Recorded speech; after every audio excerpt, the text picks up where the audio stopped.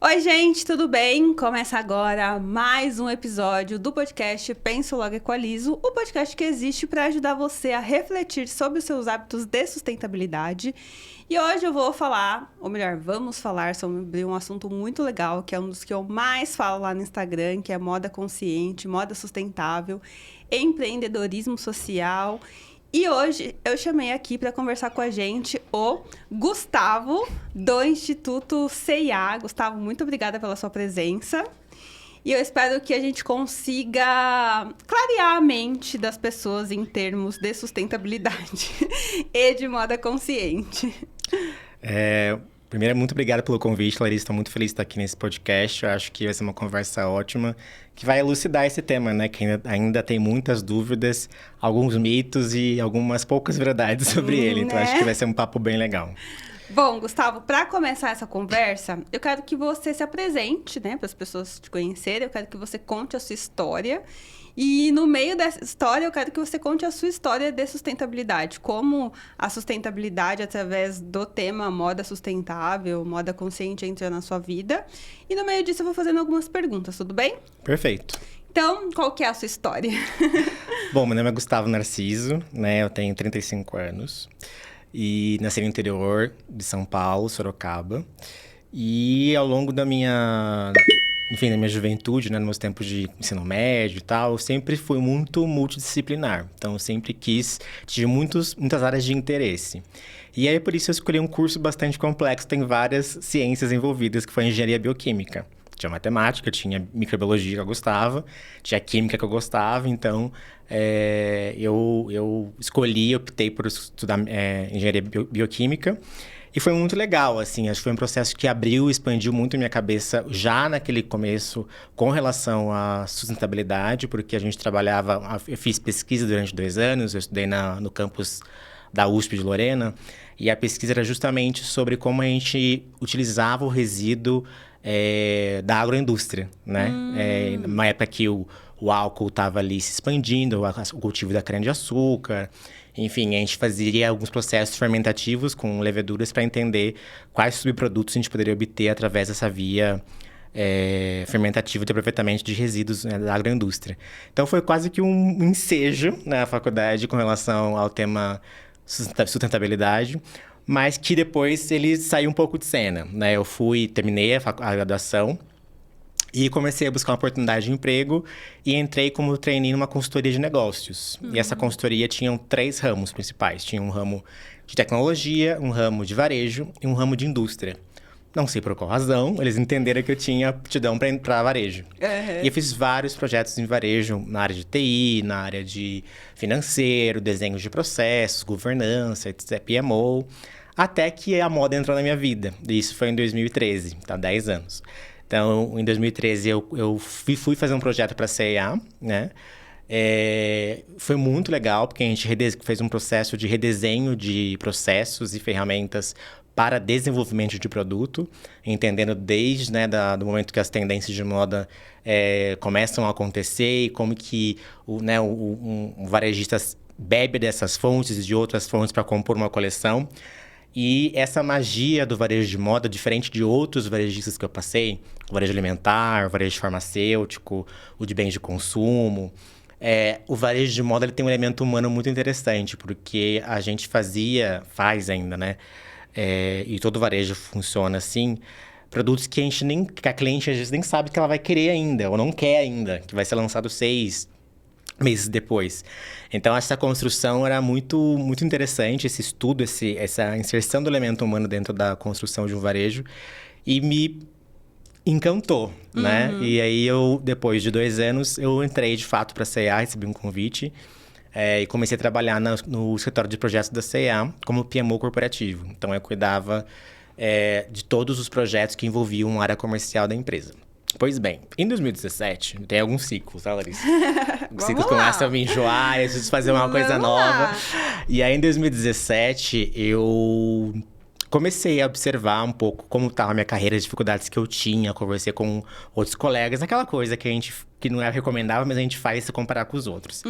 E eu entendi em um dado momento que o fato de eu ser um garoto, né, um garoto não mais, né, ser um homem, de eu ser um homem negro de pele retinta e de eu também ser um homem homossexual, em alguma dimensão isso afetou diretamente no meu desenvolvimento dentro do mercado, dentro do mundo corporativo, Da sua especificamente. profissão. Exato. Era um ambiente da consultoria, né? Um ambiente bastante machista, bastante homofóbico, racista em alguma dimensão, por várias razões, né?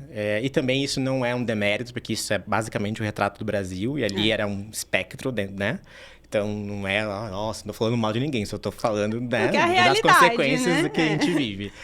E eu acho que isso me travou um pouco no meu desenvolvimento, porque Sim. como eu trabalhava com projetos, isso demanda muito comunicação e conexão com as pessoas. Então, por muito tempo, por exemplo, eu parei e não falava sobre minha sexualidade. Então, eu gastar energia para esconder quem eu era, isso fazia com que eu ficasse muito inorgânico nas relações com as pessoas, para criar vínculos e, enfim, ter influência. Só uma pausa. Você se privava da comunicação?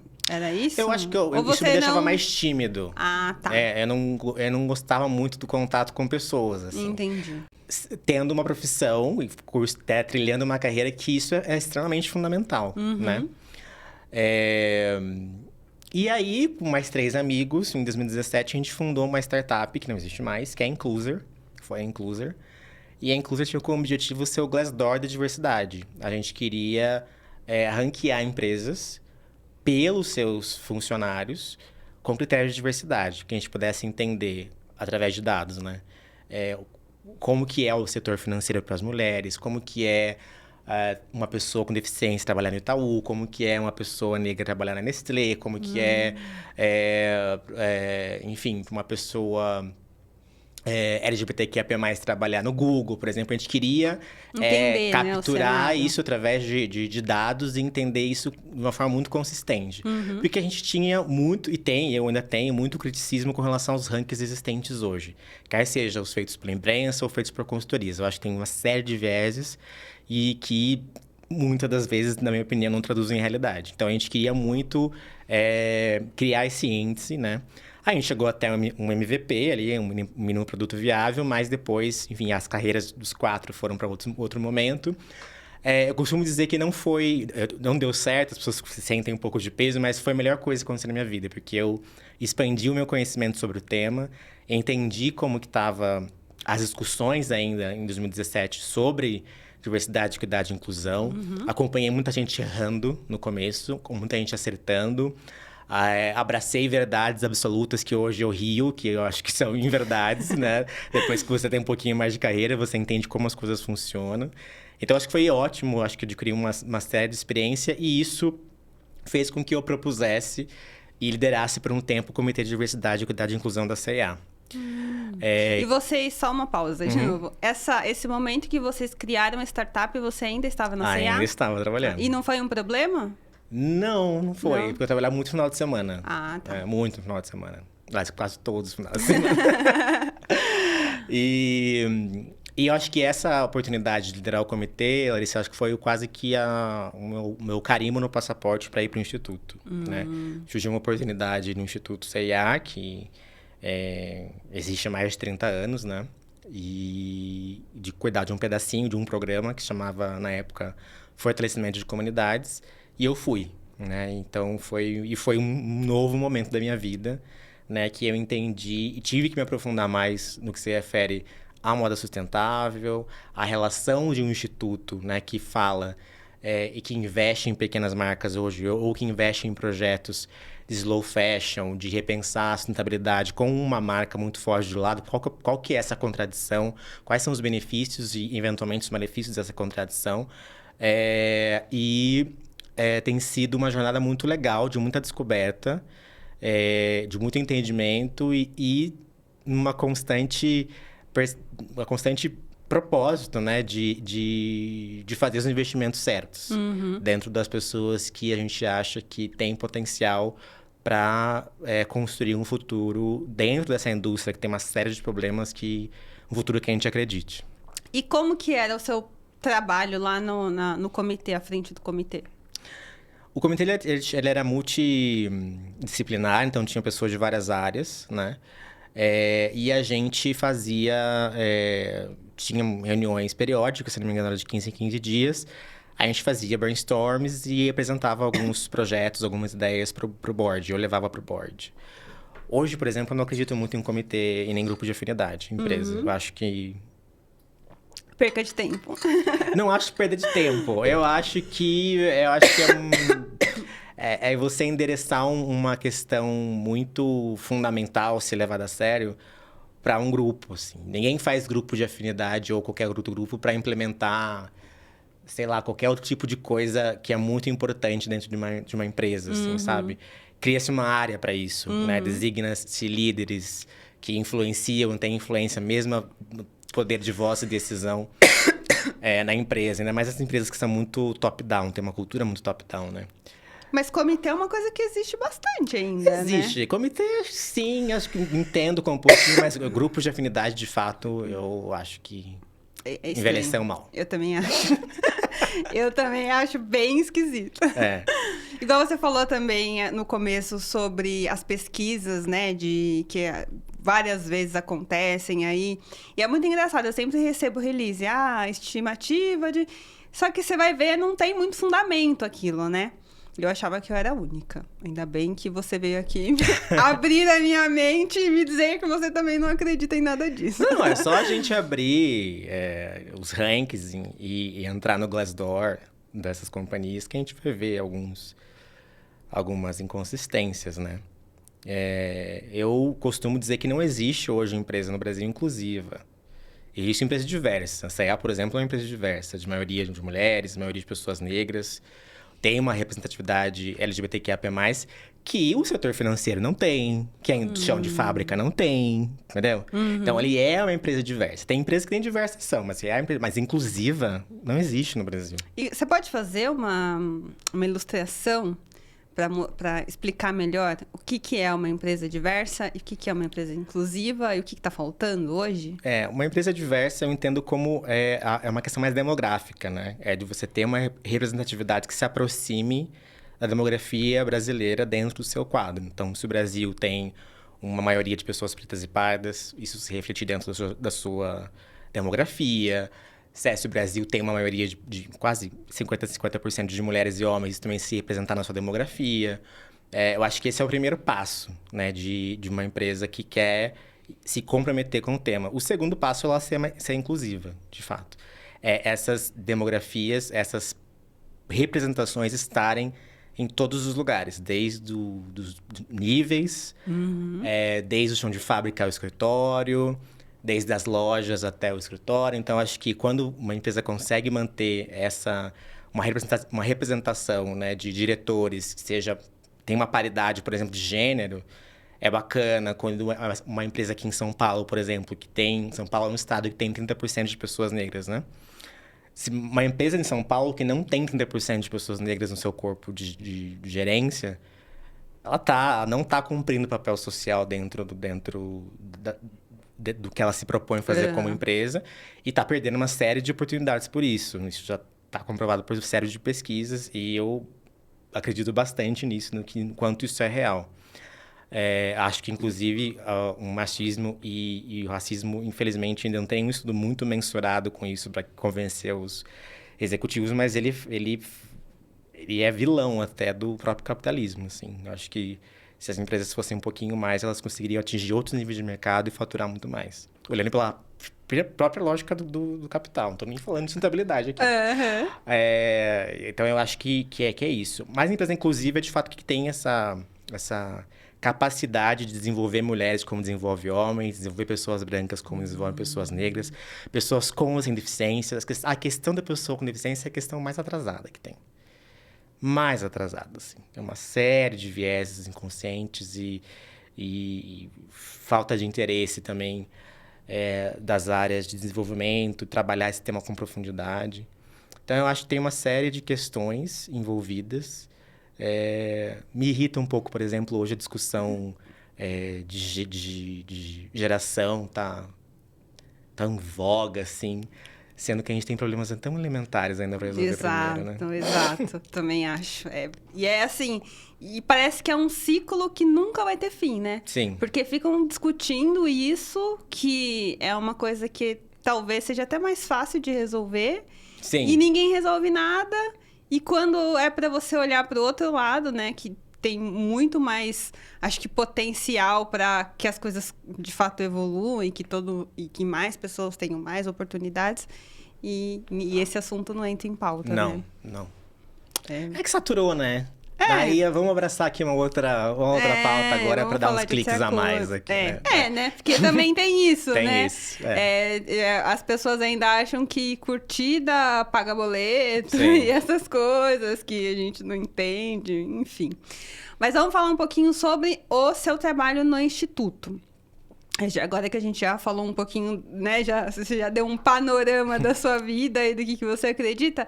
Fala um pouquinho do Instituto, para a gente conseguir também entrar um pouquinho do tema moda sustentável e o trabalho de empoderamento que vocês conseguem fazer lá muito bem. Certo. O Instituto CEA tem 3 fases, né? Tem uma primeira fase que vai de 91 até 2014, que é uma fase que a gente, assim como 80% das fundações e institutos corporativos no Brasil investíamos em educação de base. Eu acredito muito que a filantropia realmente tem que olhar para a educação de base, porque eu acho que ela é a resposta. A falta de educação de base, ela é a gênese de muitos problemas socioambientais. Com certeza. Que a gente tem no Brasil hoje. Mas em 2014 aconteceu, meados de 2014, 2013, aconteceu em Bangladesh o desabamento do Rana Plaza, que matou ali dezenas, centenas de mulheres trabalhadoras da indústria da moda, que estavam em jornadas de trabalho extremamente exaustivas, que muitas delas levavam seus filhos para também trabalhar dentro do complexo. E por muito tempo avisavam, gente, vai cair esse prédio, né? Tá muita rachadura, até que o prédio caiu e matou. E tinha a produção de muitos varejistas ali dentro. Esse episódio... Em trabalhos e em condições precárias ainda, super né? precárias. Então não era nem só o fato do prédio estar quase caindo. Era que aquelas mulheres não estavam recebendo o dinheiro, né? O valor justo, tendo que levar seus filhos, etc. Então, o buraco era muito mais embaixo, como diria nossa mãe. Exato. E esse episódio, ele é, na verdade, acho que é um episódio que ele é um divisor de águas dentro da indústria da moda.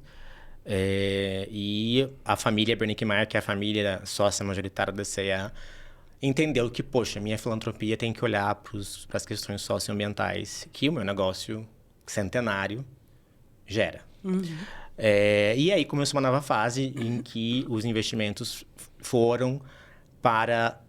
A gente tinha uma ambição, né, de transformar a indústria da moda.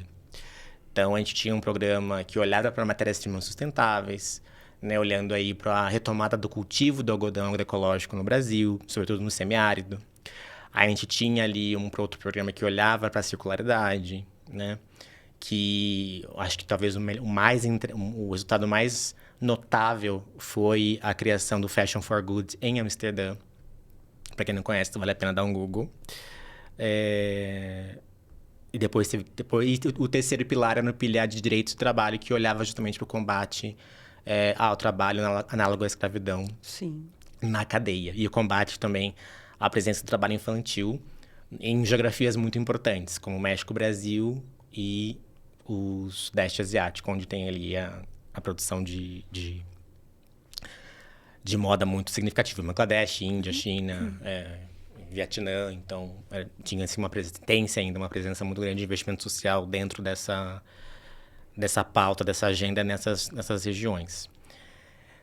Em 2019, quando eu entro no Instituto, eu entro para cuidar de um programa que se chamava Fortalecimento de Comunidades, que tinha embaixo um programa de voluntariado corporativo, que a gente convidava pessoas da CEA para fazerem ações nas comunidades onde a CEA está presente como negócio, e também de apoio humanitário. Então, a gente também fazia ali aportes financeiros para mitigar os eventos causados pela natureza ou pelo homem naquele momento.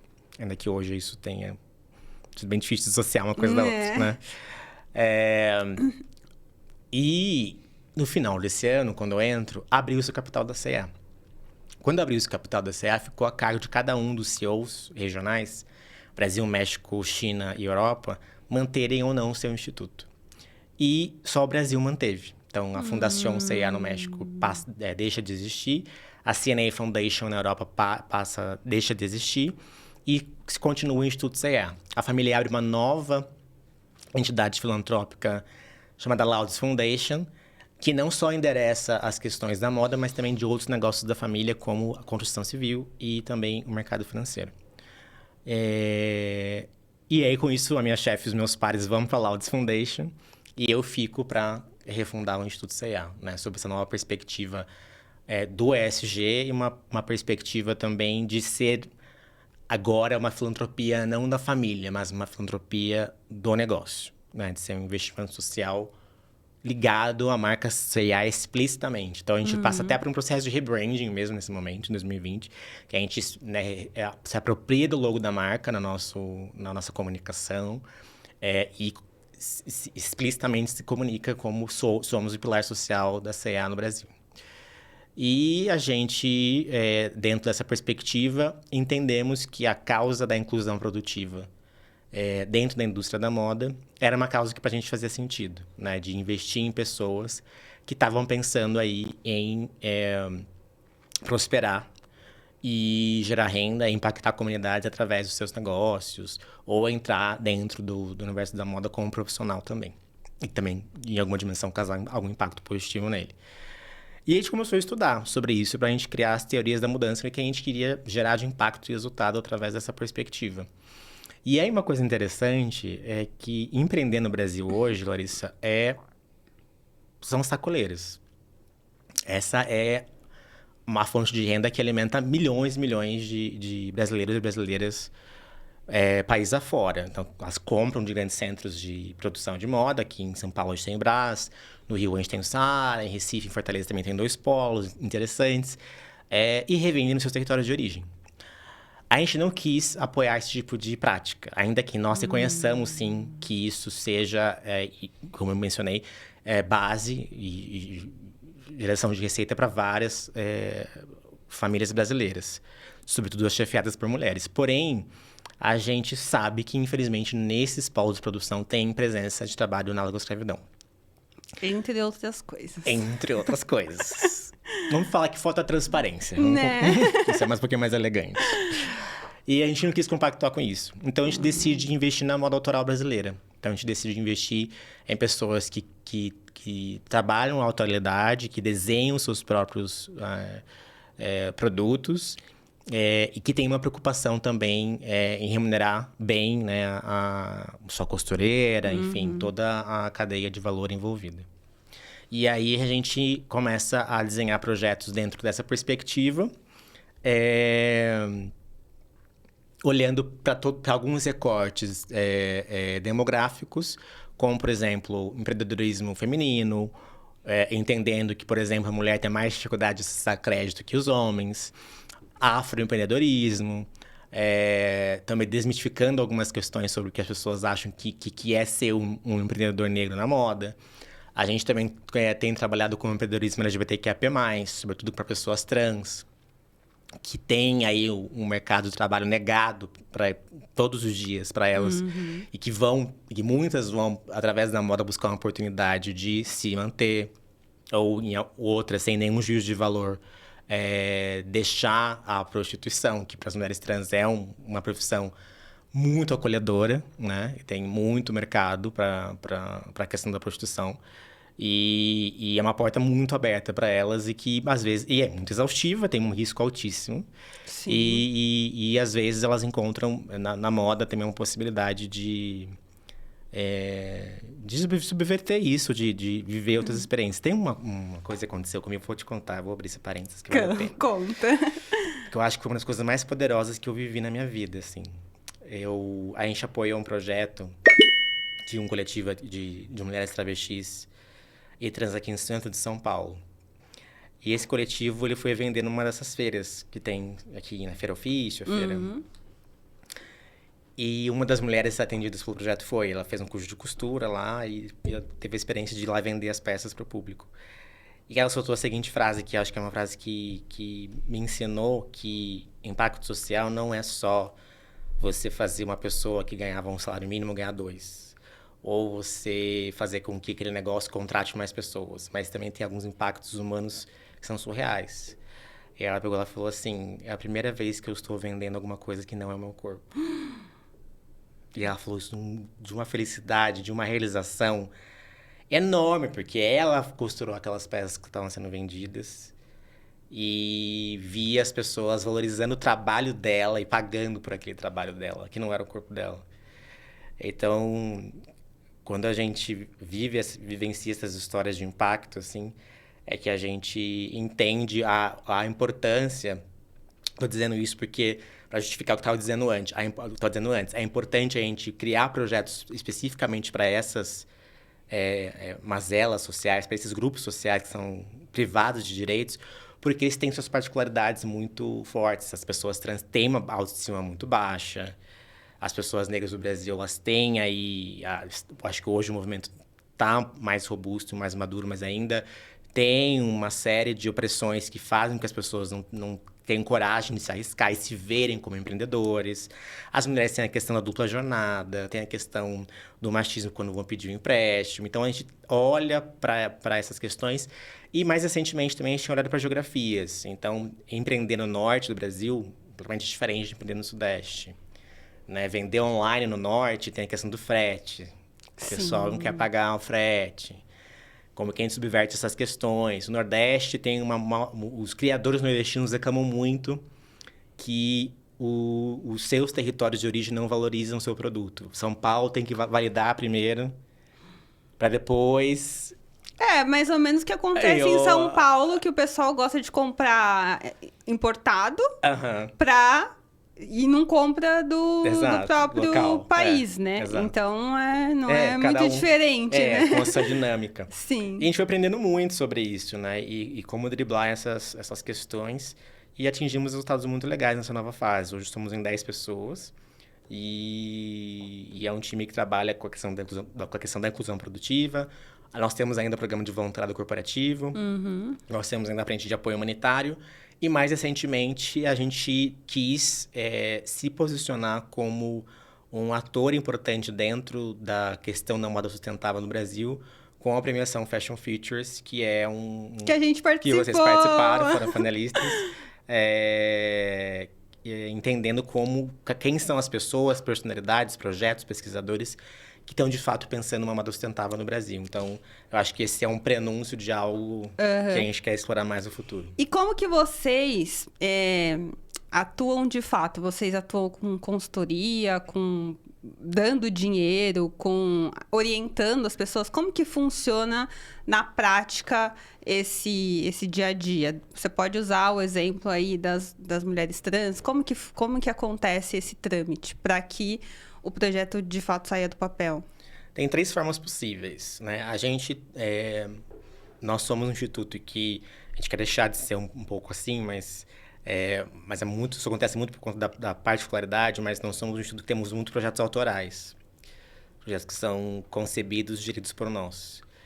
Mas também temos projetos que são investidos em parceiros. Então, por exemplo, a gente tem um projeto bem longevo com a Aliança Empreendedora, olhando para migrantes, né, bolivianos aqui de São Paulo. Então, a gente faz investimento na Aliança Empreendedora e ela toca o projeto. A gente tem projetos... Isso aconteceu... Tem projetos esses projetos acontecem de 2 formas. De uma forma ativa, da gente buscar esse parceiro e falar, vamos trabalhar juntos com esse público? Vamos. E também de a gente receber propostas, né? Então, a gente... nós temos aqui um coletivo X que queria fazer um projeto para atingir esse objetivo, submete uma proposta para a gente avalia se faz sentido com a nossa estratégia e decide se investe ou não, né? Então, a gente tem no nosso site hoje, ali, no campo de contato, os contatos necessários para a submissão de propostas. A gente lê todas. E as que chamam muito a atenção da gente, isso pode se transformar de fato, uma parceria. E atingindo os resultados, a gente pode até que ela seja renovada. Então, vai muito também de como as coisas se desenrolam com o andar do projeto. E você falou uma coisa muito interessante no começo, né? Sobre o fato de existir um instituto com uma marca de moda, onde está ali a contrariedade, onde não está. Você pode falar um pouquinho sobre isso? Sobre o fato de existir uma... eu não sei se a C&A ela é considerada uma fast fashion ou não. O conceito, a gente tem... O que a gente diz é que a gente é uma plataforma de democratização da moda. E eu não tô dizendo isso pra enrolar você, não. Eu vou dizer, porque isso vai até fazer parte da minha resposta. Eu tenho uma crença... Por exemplo, o Fashion Futures. O Fashion Futures, ele tá falando ali de uma moda sustentável, regenerativa, que preza por diversidade, equidade e inclusão, transparência, etc. Quando a gente olha pra C&A, que vende milhões de peças ano, a gente está falando de uma produção de roupa que gera impactos socioambientais. Porém,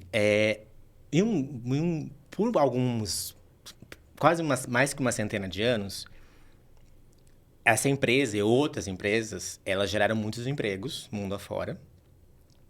Não estou questionando a qualidade dos empregos, falando que ela gerou empregos mundo afora. E ela permitiu acesso, né? Então, as pessoas...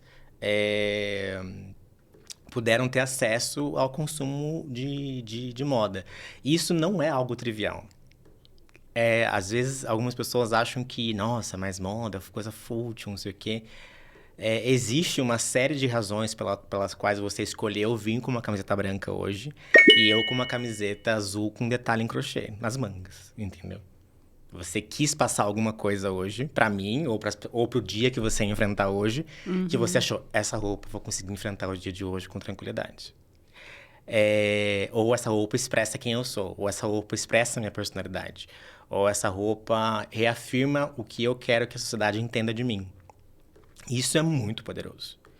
E essa relação do ser humano com a moda, com uma segunda pele, ela começa cedo, né? A gente sai do hospital com uma roupa pensada pra gente, escolhida pra gente. Antes mesmo da gente nascer, né? E isso é um elemento interessante que compõe a nossa personalidade, né? E que comunica isso pro mundo. E que era, por muito tempo, restrito para pouquíssimas pessoas, né?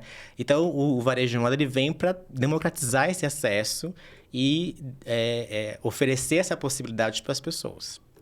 Só uma pausa. Eu acho muito interessante tudo que você falou.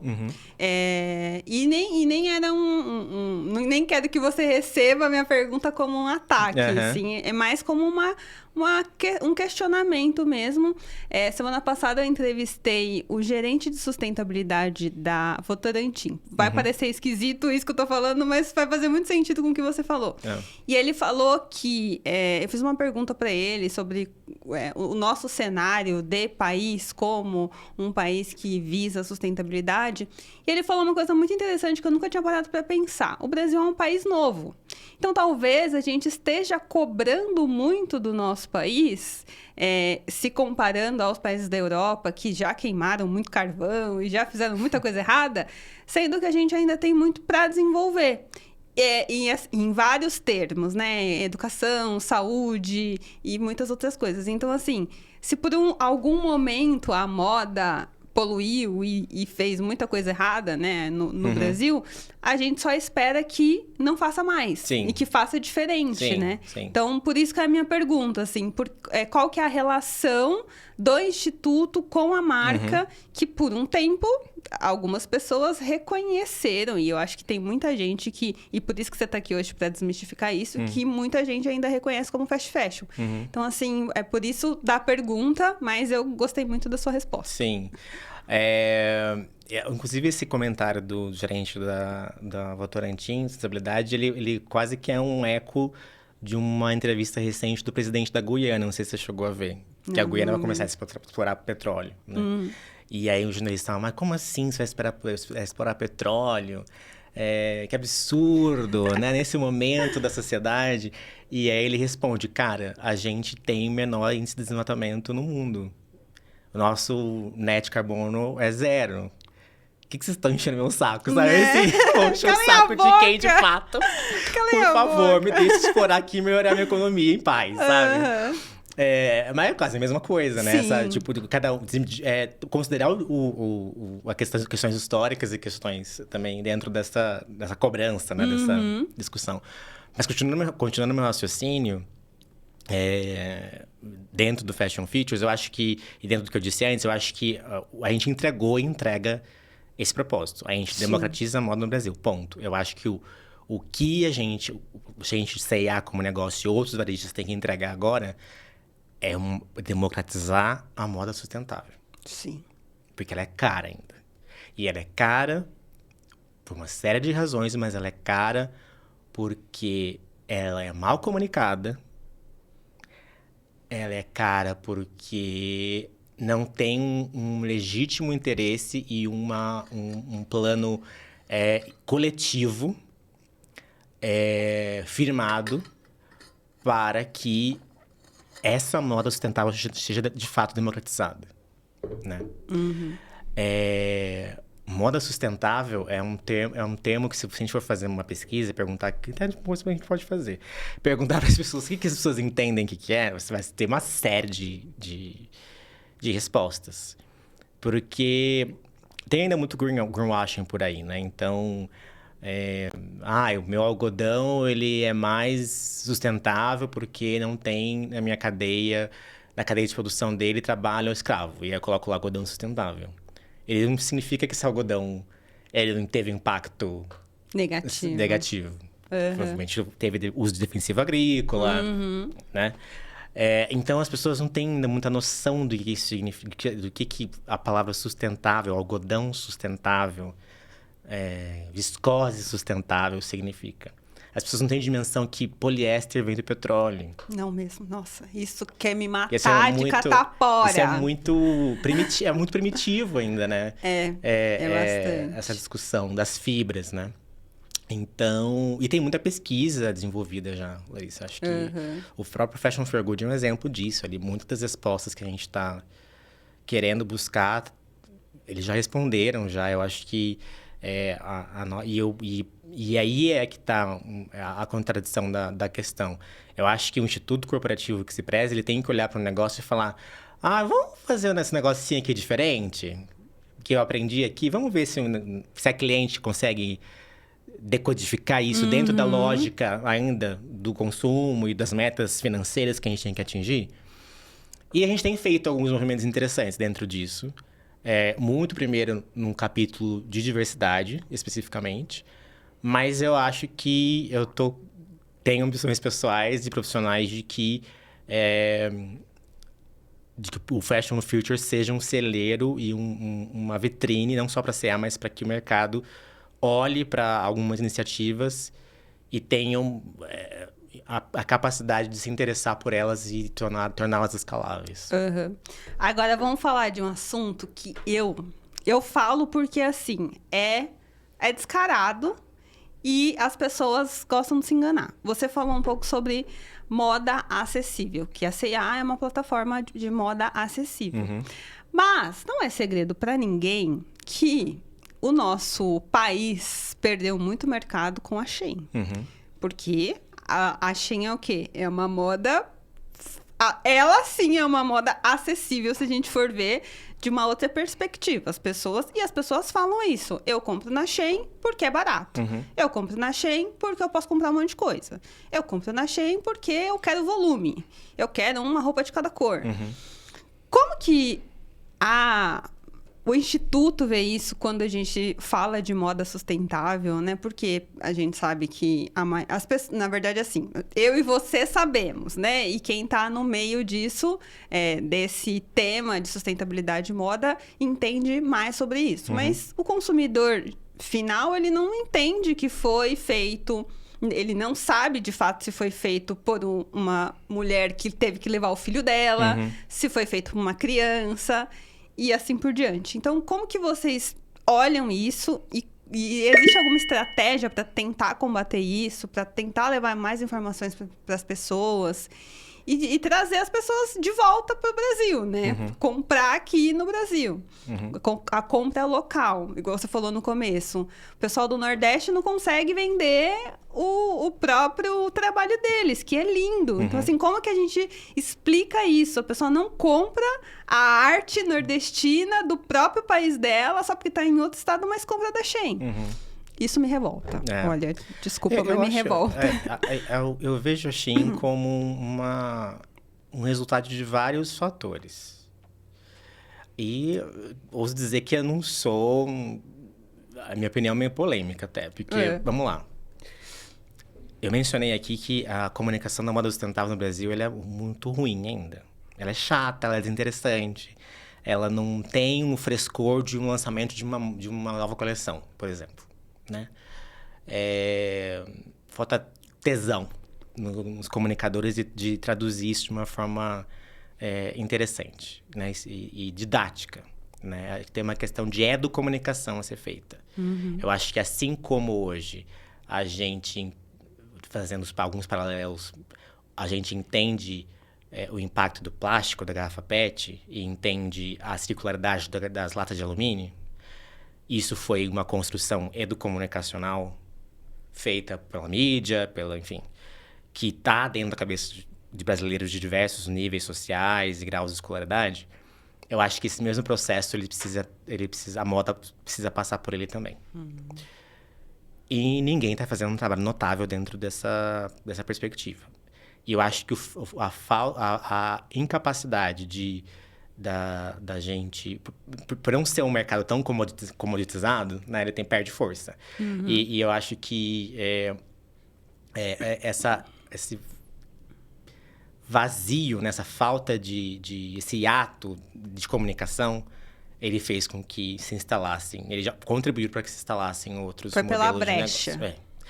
E não foi só essa brecha. Óbvio que a gente está no momento pós-pandêmico que as pessoas estão descapitalizadas. A gente ainda tem pessoas em segurança alimentar no Brasil. Sim. Um baixo preço vai atrair, com certeza. Mas eu ouso dizer também que tem uma questão do mercado. Eu acho que a estratégia digital da Shein é espetacular. Eu acho que eles perseguem você em todos os lugares. Se você pesquisar por qualquer coisa, eles vão perseguir você em todos os lugares. Eles têm uma estratégia muito agressiva de venda.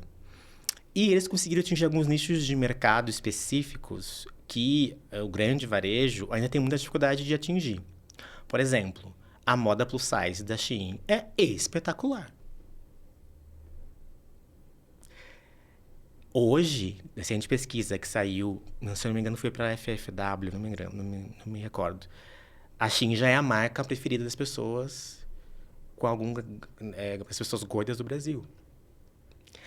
Vamos lembrar que a Shein não tem loja física. Vamos lembrar que provador para a pessoa acima, né, gorda é extremamente importante, porque ela tem que entender, poxa, é esse tamanho mesmo. A gente não tem um padrão ainda de tamanhos, de loja para loja, então ir, vestir, se ver no espelho é muito interessante. E essa cliente está dizendo, a Shein consegue fazer uma peça que cabe no meu corpo. Então eu acho que falta um pouco de humildade do mercado brasileiro, de olhar para isso não só como uma ameaça da sustentabilidade, de um competidor injusto que não está pagando menos impostos, mas também de olhar para esse mercado, para essas marcas, entender a excelência que elas têm e quais foram os buracos que elas entraram e que a gente, por alguma razão, negligenciou. E tá deixando, né? E tá deixando. Então, o sucesso da Shein, ele não é só um sucesso de baixo preço e de, eventualmente, uma precarização de trabalho e utilização de matéria-prima não natural, que é mais barata e tudo mais. Ele é, sim, isso, mas ele também é um estudo, um entendimento, uma capacidade de produzir uma moda que as pessoas querem comprar. Porque aí vem a questão, vem duas questões, eu vejo, pela sua explicação. Eles conseguem entregar o que o cliente quer, Só que a todo custo. A todo custo. Eu não tô defendendo o modelo. Eles estão entregando. É. Eu entendo isso, tudo que você falou, eu já tinha visto que é muito real. As pessoas falam sobre isso até lá no Instagram, toda vez que eu falo de Shein. E as pessoas falam exatamente isso. Eu preciso comprar uma roupa que eu não consigo comprar no Brasil. Eu quero ter opção. Só que parece...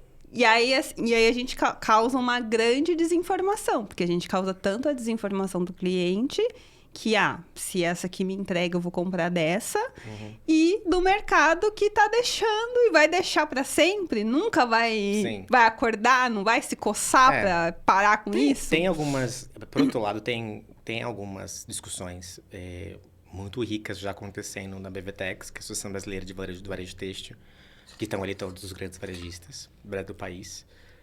Acho que muito em breve, talvez alguma resposta coletiva venha. Mas eu acho que a gente precisa mostrar para a sociedade que, olha, eu estou te dando a oportunidade de comprar um produto com mais transparência e explicar para a sociedade o que isso significa. E aí falta a comunicação, né? Sim. Eu acho que esse é o... A gente não estudou, não aprendeu na escola isso, né? Então, a gente tem que trazer isso de outra forma para a sociedade. Então, eu acho que é por aí. E como que você vê a questão da moda circular, né? Que hoje a gente tem muitas plataformas para você comprar de segunda mão. Existem até algumas concorrentes que compraram algumas plataformas, né? Que, por um lado, é até legal para impulsionar esses pequenos empreendedores, mas que também eu vejo como não podemos perder mercado. E aí, volta na nossa conversa, né? Eles não querem perder mercado com plataformas de segunda mão, mas deixam a Shein fazer esse estrago que estão fazendo. Como que você vê isso? Vocês apoiam também esse tipo de empreendedor que criou alguma plataforma de segunda mão? Como que vocês... Sim, a gente tem... interagem. A gente tem hoje na nossa base de empreendedores alguns que... É uma parcela muito tímida, não vou mentir, de pessoas que trabalham o tema circularidade dentro dos seus negócios. E essa baixa representação, na minha opinião, Larissa, é porque a gente não tem hoje designers com interesse, com relevância, com desejo de marca, trabalhando no tema. Então, a circularidade ela não está na São Paulo Fashion Week, a circularidade ela não está na Vogue, ela não está na Elle, ela não está no vestido da Anitta, ela não está no vestido ela não está nos stories das influenciadoras de moda, ela não está, simplesmente. Então, eu acho que as grandes marcas hoje, e eu acho que talvez o mercado de luxo seja uma grande saída e talvez um grande, talvez, promotor desse olhar, de trazer designers que estão aí pensando matérias-primas mais sustentáveis e circulares dentro do desenvolvimento dos produtos, que estão pensando um design de uma roupa que já pense ali o menor... impacto, menor probabilidade de resíduo de tecido dentro da construção. Eu acho que nós temos a tecnologia hoje fazendo aí roupas 3D que você pode subir um avatar seu no seu corpo e comprar aquela roupa, ao invés daquele empreendedor fazer 50 peças PMG, e aí sobrar, ele ter que descartar isso depois, entendeu? Perder dinheiro e impactar o ambiente ao mesmo tempo. Eu acho que tem uma série de questões que envolvem serviços, experiência, mas também, sobretudo, design. Eu acho que a gente não tem hoje, eu não consigo te dizer 5 designers brasileiros que eu falo, nossa, entrega um produto ali circular, que é legal e que você olha e você quer comprar. Tem muita coisa feia ainda, tá? E... sobretudo de upcycling. Tem muita coisa feia de upcycling. Tem mesmo. Então, eu acho que a gente precisa... acho que o campo criativo, né, as universidades E eu acho que tem dois polos. Eu acho que o mercado de luxo tem uma chance de talvez começar a pautar trazer essas pautas para passarela e para celebridades e trazer essas provocações, mas não tem muito interesse. E na outra ponta, eu acho que a academia, né, as universidades também deveriam trazer um pouco mais disso.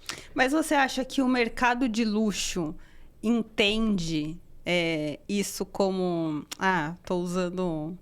Não quero trazer isso pro mercado de luxo. Porque às vezes parece isso, assim. Ainda mais agora você falando que não existem, tá faltando um profissional ainda para trazer isso.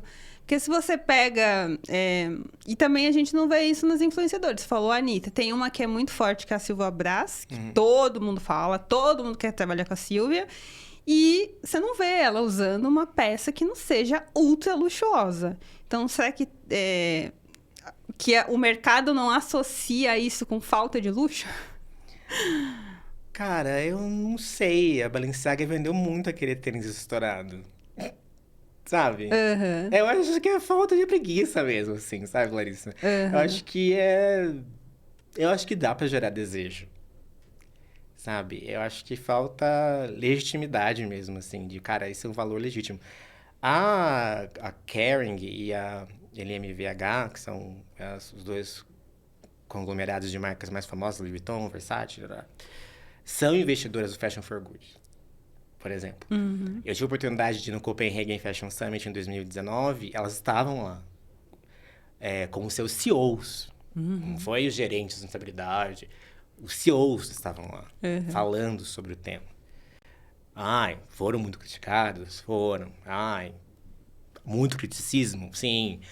Mas estavam lá. Então, eu acho que... eu acho que falta... Mas, por exemplo...